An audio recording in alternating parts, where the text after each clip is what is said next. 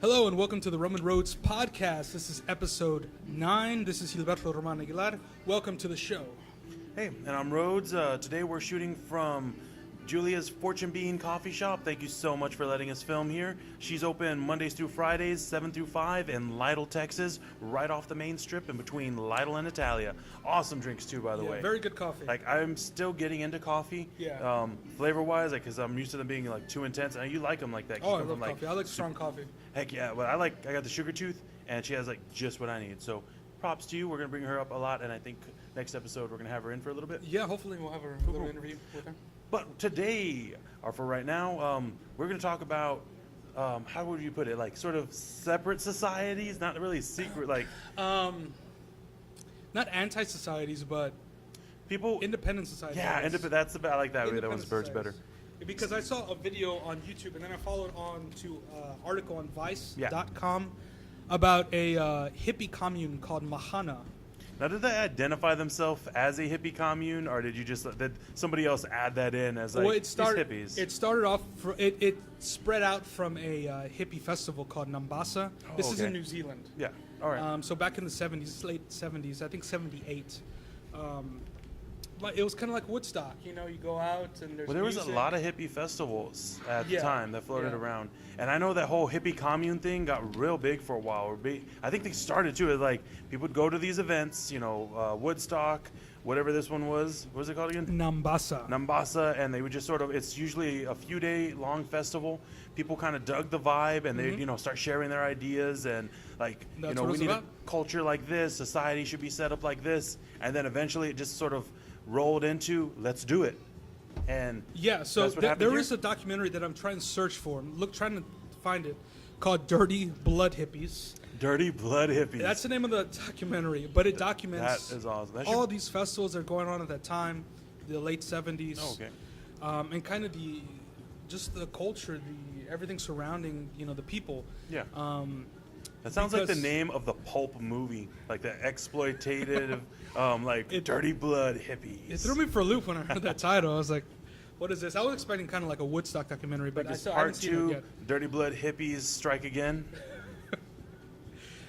All right, flashbacks. Dirty Blood Hippie flashbacks. Well, okay, so I'm gonna find it. We'll watch it if we do. Did you finish the whole thing? I haven't found it. I haven't found that documentary. The video I saw on Vice was about Mahana, which is the community that sprung forth from these hippie festivals.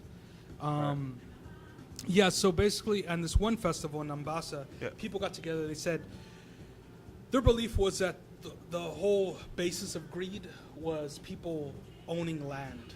Specifically owning land. Owning land. Because all greed comes from my property. Yeah, basically. So, I mean, it's kind of, and they all had a central theme, too, right? I think that's, I don't know if it talks about it in there, but there's always that one core idea of this one specific thing is the root of all evil in society, and then it spirals out from that. So, basically, the idea, the more people buy land, and then, you own the land, you rent it out to other people, those other people don't have a chance to own it. We were talking about monopoly earlier, about the houses, owning exactly.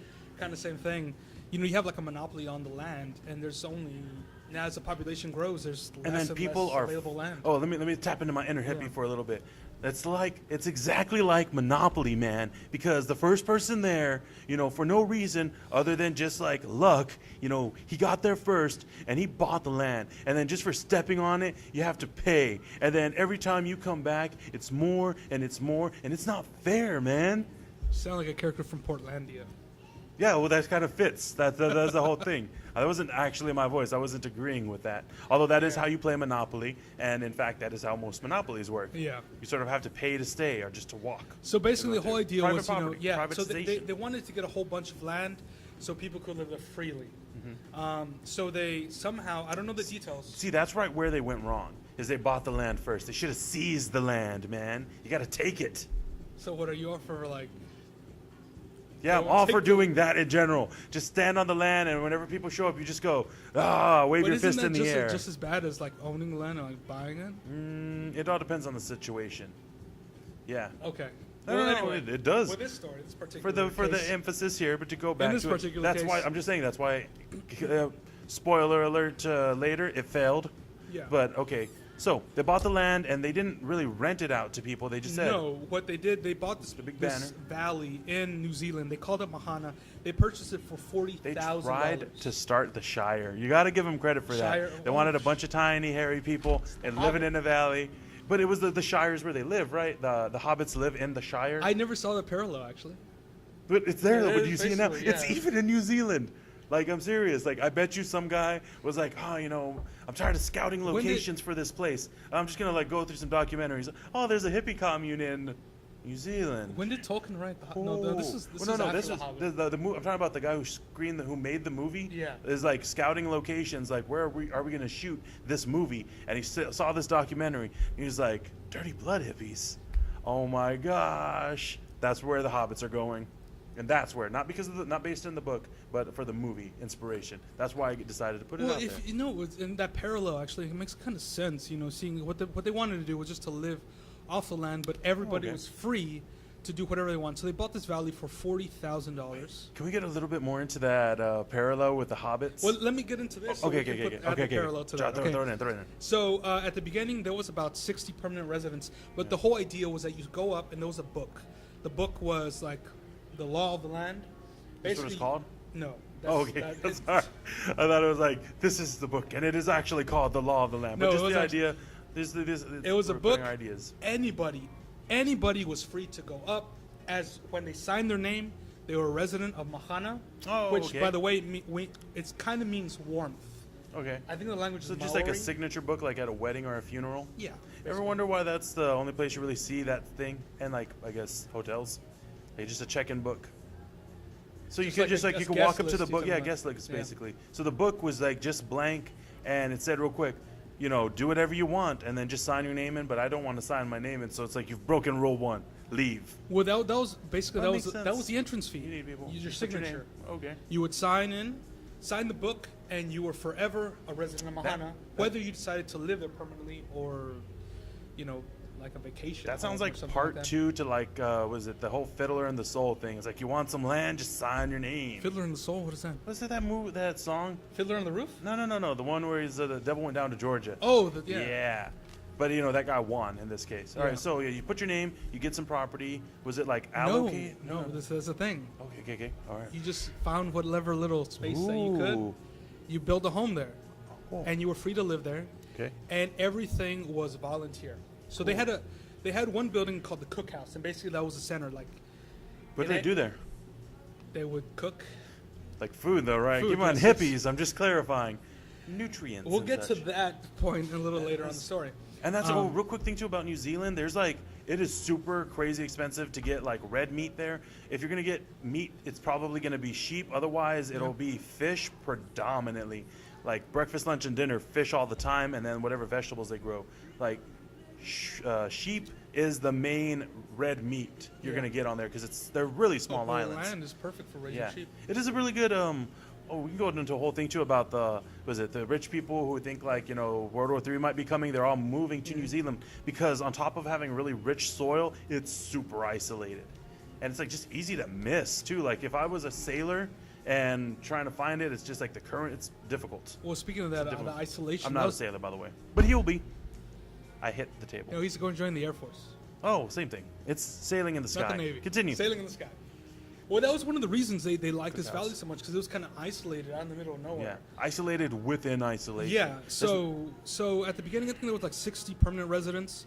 Okay. And while this was in 78 that was established, so throughout the years, usually in the summer, that's when the residents would grow. So there'd be up to 120 people and a lot of children there, a lot of families Okay. living on this property. Now, was that temporary growth, or people would kind of check it out for the summer and come back? That's the thing. If you sign your name in the book, you were a resident of the community. Yeah. So as long as people were, you know, it was new people, it was old people. Both the young and old. Yeah, so like if in 78 you sign your name in the book, Yeah. if your name was signed in the book, let's say you were a kid in 78, Uh-huh. you grow up and you go back, Oh, okay. you have Residency. rights there. Awesome. You know, so you could live there. So Nice. yeah, Okay, so that makes sense. Yeah, so at the beginning there was 60 permanent residents. I think it said there was like 20 something children. It's not really. You can see how that's manageable at first. I mean, 60 people. That's and most of them, I'm assuming, were couples too. Yeah. Would make sense. That's a pretty small community and pretty easily manageable. So I can see how things were probably pretty good for a while at first. Yeah, and like I said, in the summers it would swell up to maybe 120 people. Like I said, okay, Still the not cookhouse, bad. That's mostly like their family, probably, like Yeah. extended family and such. So the cookhouse was like the center of town, like the main square, and any kind of town. Yeah. People would go and they would Centered cook. around food. If like you me. if you wanted to pitch in and cook or help people build houses, you could. If you didn't want to do anything, fine by them. Yeah. You could just lay around, build your own little cottage, and lay around, and they were perfectly content with that. Cool. It was about freedom. It was about isolation, getting away from society and societal norms. Yeah, so their big deal is like, well, that might seem weird to most of us. That was their whole point, is they don't want to be in a place where, pointing at them and saying that's weird. And so they're, of course, not at first going to point at someone else and be like, what you're doing is weird. So very live and let live. I mean, most people, I think, are chill with that. Yeah, and there was, and there were, I guess, they are within driving distance to the nearest towns. There's towns within driving distance. Well, everything's within driving distance if you And- got enough gas. Yeah. Canada's that is within true. driving distance. We live in Texas. Nothing's within driving distance. Yeah, well, It takes that's 4 days to just, get out of the that state. is Get out of true. the state. Yeah,